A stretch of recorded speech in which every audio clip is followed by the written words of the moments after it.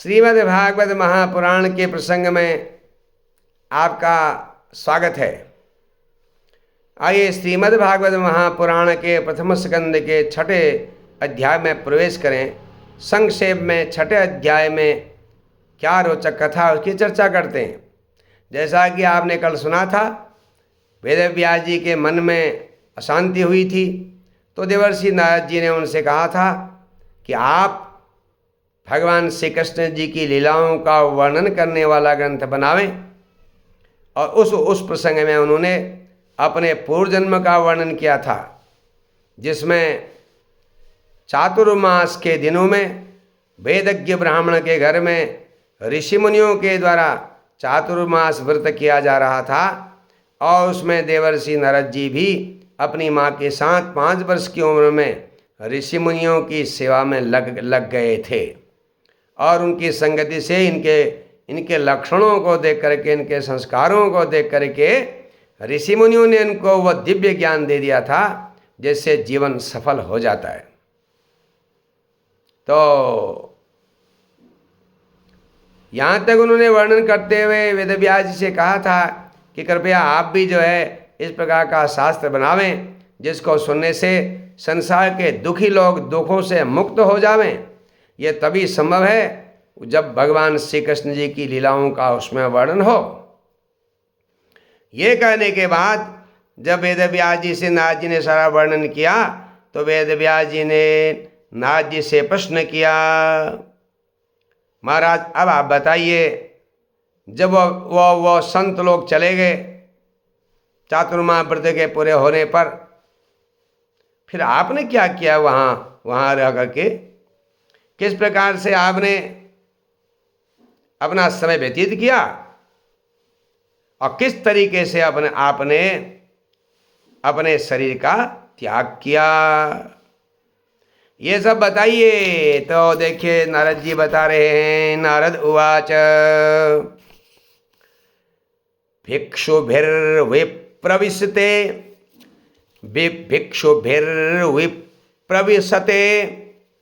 विज्ञानादेष्टुभिर्मम वर्तमानो वयस्याद्ये तत एतदकारसम। देखिए, जब वो संत लोग, ज्ञान का उपदेश देने वाले लोग, प्रविशते, और जब चले गए, और तब मैंने अपना जीवन जो है किस प्रकार व्यतीत किया महाराज, आप सुने। यद्यपि उस समय मेरी अवस्था बहुत छोटी थी, मेरी उम्र बहुत कम थी, मैं एकात्मजा में जननी योषिन मूढ़ाच किंकरी मयात्मजे अनन्यगतौ चक्रे स्नेहानुबंधनम। वेदव्यास जी, ऐसा हुआ कि मेरी माता जो थी ना, वह अकेली थी और मैं उसका इकलौता बेटा था। एक तो वह स्त्री थी योषित और मूढ़ा, और दूसरे मूढ़ थी और किंकरी दासी थी। और मेरे लिए भी मयात्मज अनन्यगतौ, मेरे लिए भी उसके सिवा और कोई सहारा नहीं था। उसने जो है मुझे स्नेहानुबंधनम चक्रे, उसके जो स्नेह है, वो स्नेह पास है, उससे उसने मुझे जकड़ रखा था, बांध रखा था। कहने का मतलब, मेरी माँ जो है मेरे स्नेह पास में मुझे इतना उसने जकड़ रखा था, मेरी चिंता में, मेरे मोह में वह इतनी उलझी हुई थी। वो मेरे ही चिंता करती थी, मेरे भोजन की, मेरे वस्त्र की, और मेरे योगक्षेम की। लेकिन पराधीन होने के कारण वो कुछ कर नहीं पाती थी। जैसे कठपुतली जो होती है ना, वो नट जो है जैसे उसको नचाना चाहता है वैसे ही नाचती थी।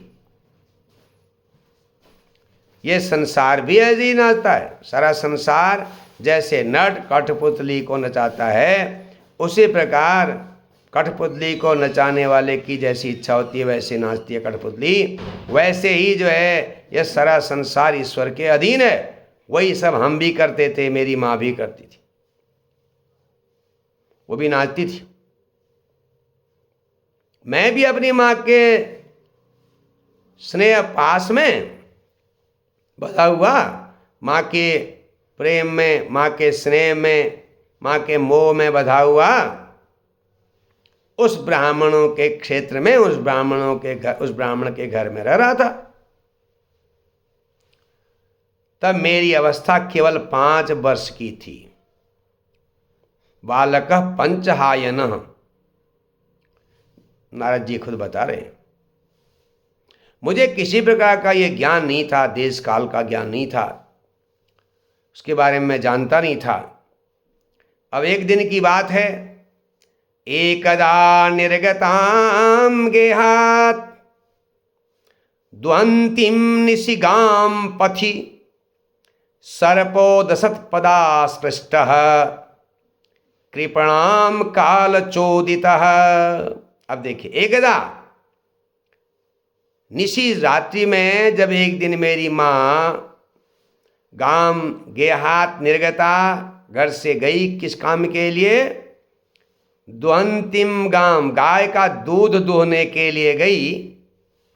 रास्ते में जब घर से वह बाहर चली थी, निकली थी, तो सर्पो दशत्पदा स्पृष्टः, पथि माने रास्ते में सर्प बड़ा होगा और मेरी माँ का पांव उस पर छू गया। उसमें सांप का क्या दोष था? वो काल चोदितः, ये सब काल की ही प्रेरणा थी, काल की इच्छा से ही हुआ था। देखिए, बड़ा रोचक विषय है। अब नारद जी क्या सोच रहे हैं 5 वर्ष की उम्र में 5 वर्ष की आयु में, जब उनकी एक माँ मर गई और कोई उनके साथ था नहीं, एकमात्र माँ ही थी जो उनकी देखरेख करती थी। तो देखिए, सत्संगति के प्रभाव से, उन संत लोगों ने उनको ज्ञान का जो उपदेश दिया था उसके प्रभाव से उनमें कितनी बड़ी समझ आ गई। तदा तदहमीशस्य भक्तानां समभीप्सतः अनुग्रहं मन्यमानः प्रातिष्ठं दिशमुत्तराम्। तब मैंने क्या सोचा, मैंने क्या समझा, वो बता रहे हैं उसको।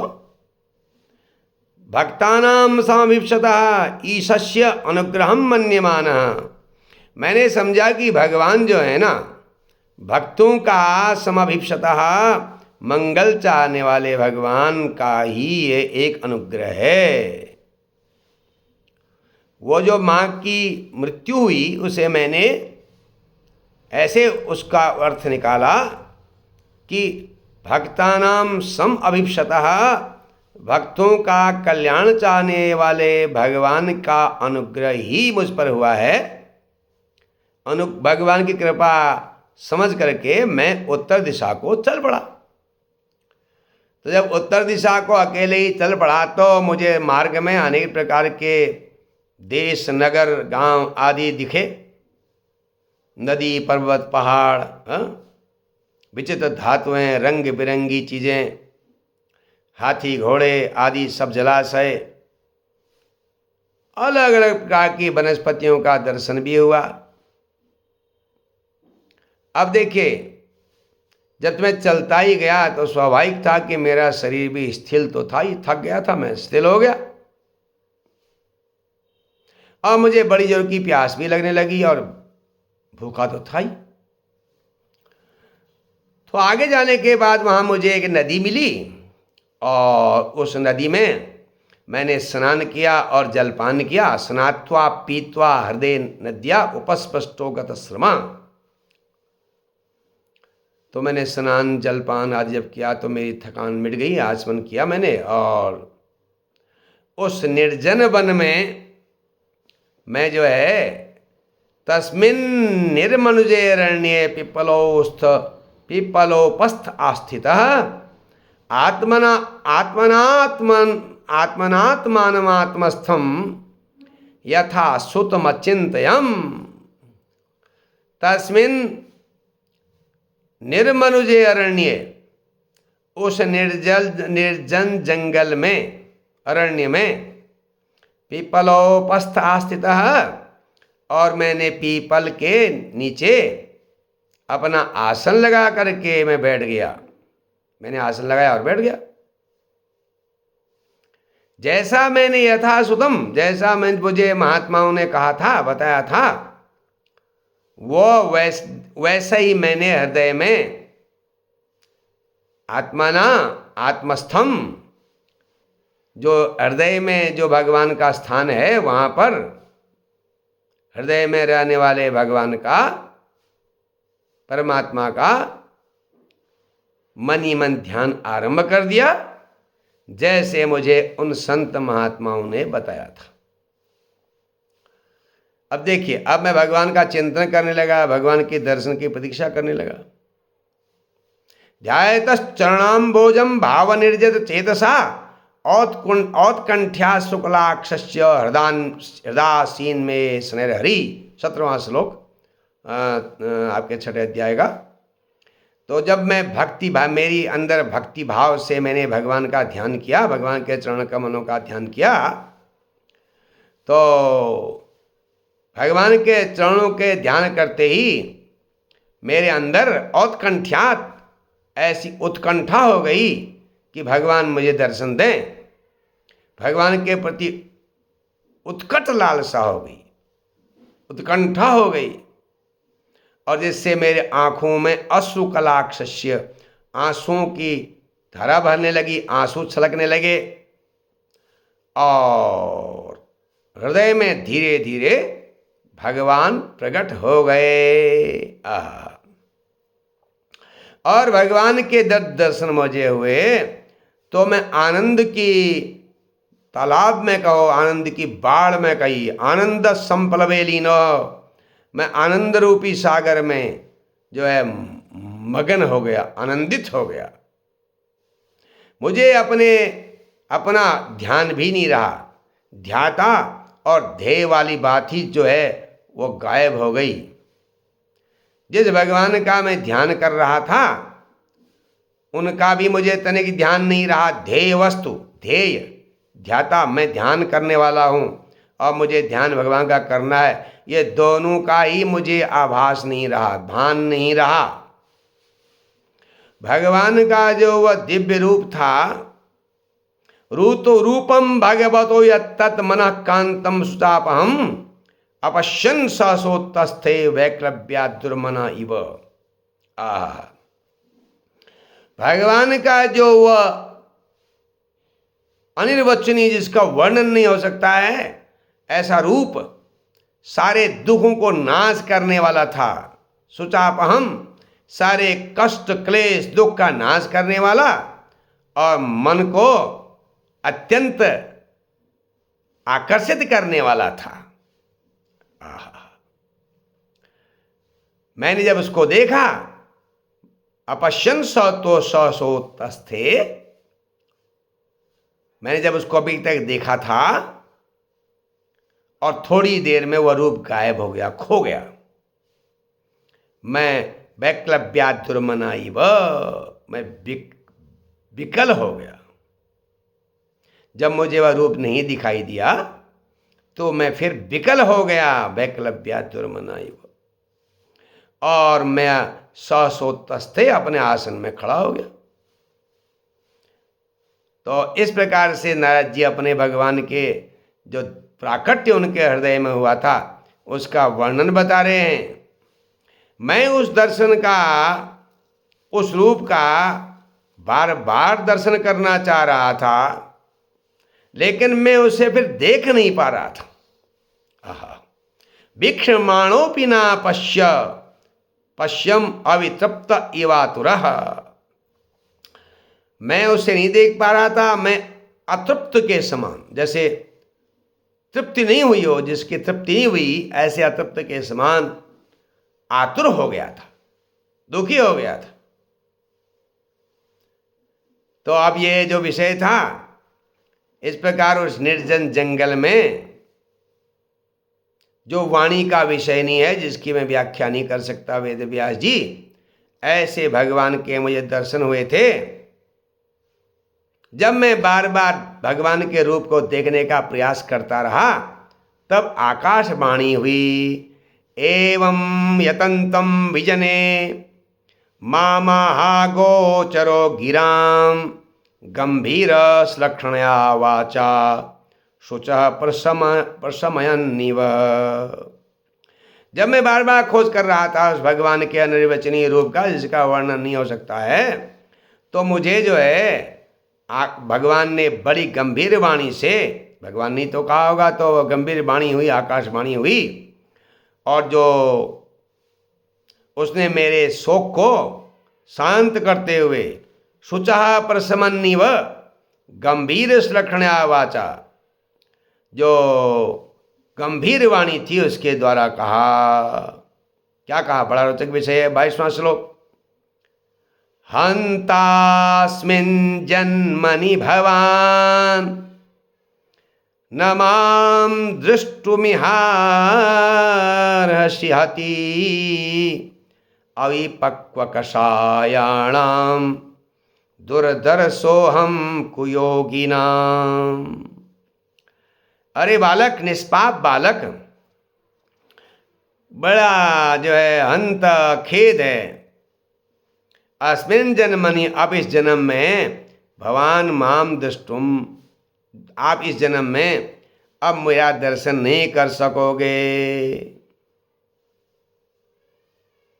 क्योंकि अयुपक्व कषायाणाम दुर्दर्शोहम कुयोगिनाम, जिनका ज्ञान परिपूर्ण नहीं हुआ है, जिनके ज्ञान में परिपक्वता नहीं आई है, ऐसे कुयोगी नाम, ऐसे अधूरे योगियों को मेरे अत्यंत दुर्लभ जो दर्शन है वह नहीं होते हैं। तो मेरा दर्शन उनके लिए मुश्किल है, कठिन है, दुर्लभ है।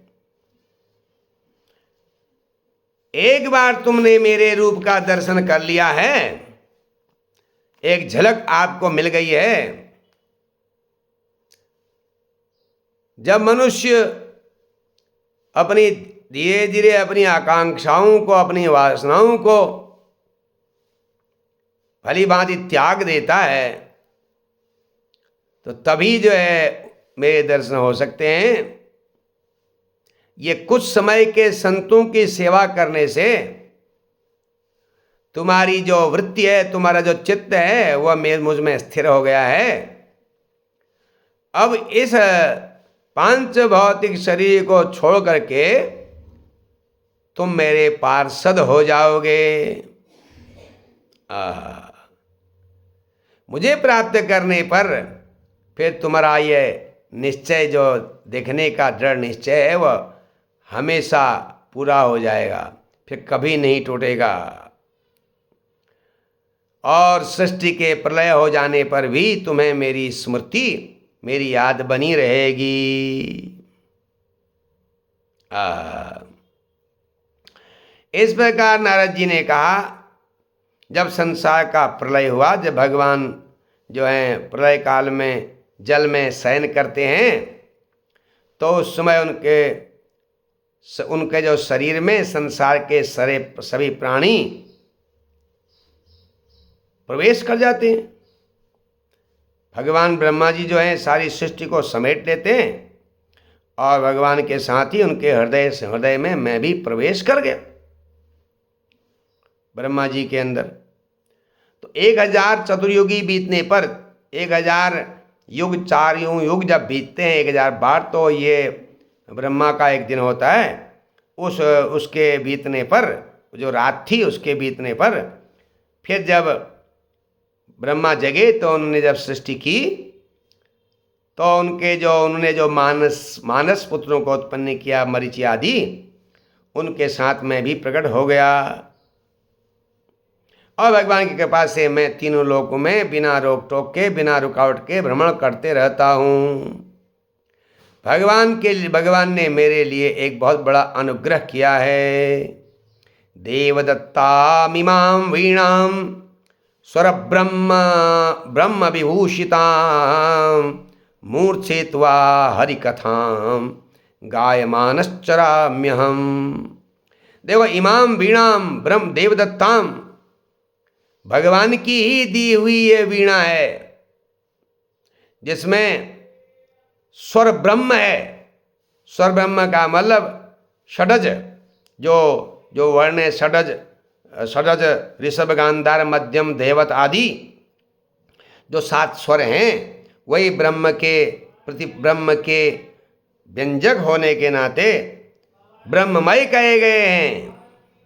हाँ, तो ये वीणा जो भगवान की दी हुई है, जो स्वर ब्रह्म से सुशोभित है, इस वीणा की तान तान छेड़कर मूर्छित्वा हरिकथाम, तान छेड़ करके मैं भगवान की हरिकथाम गायमानस चराम्यहम, गायमानः चरामी, भगवान की जो लीलाएं हैं उनका गान करता हुआ संसार में विचरण करता हूँ। तो इस प्रकार से नारद जी ने अपने पूर्व जन्म के आख्यान के साथ भगवान की भक्ति और भक्तों की संगति से भगवान की कृपा का अनुभव का वर्णन बताया। और नारद जी वेद व्यास जी को यही बता रहे थे कि आप भी जो है इस प्रकार भगवान की लीलाओं का वर्णन करने वाला शास्त्र बनावें। तो ये श्रीमद् भागवत का प्रथम स्कंद के 6ठे अध्याय का विश्राम है। आगे आपको 7वें अध्याय में वेद व्यास जी के द्वारा श्रीमद् भागवत की रचना का जो प्रारंभिक रूप है उसकी चर्चा की जाएगी। हर हर महादेव।